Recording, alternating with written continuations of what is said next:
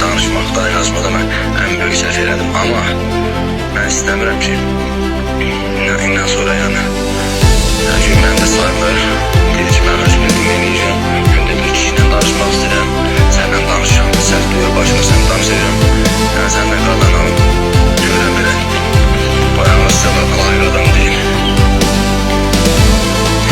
Bir daha getirdim qarnım, sigaret çözlər, oradaki borudun işlərini damlası dedim. Verdim ondan xəbərim var, nə işlər görünə, nə işlər. Mən də yəni onu sizə deməyə haqqım, mənim borcum budur. Şeydə mən özü bilədi yəni o ev. Bilməsi seçdim, mən də istəmirəm ki, uşağını, uşaqları yanına, insanla yaşasın. Onun bir anası, bir qardaşı, bir bağışçı yoxdur, bana bir tələ bir yer versin. Öz başına oturub, sən öz başına yoldaşın yanında yerəyirsin. Yoldaşın yerində oturub, yoldaşına pulunu alırsan qoyun. Həmçin dırnaq həmçin salona deyir ki, yaxşı gedir.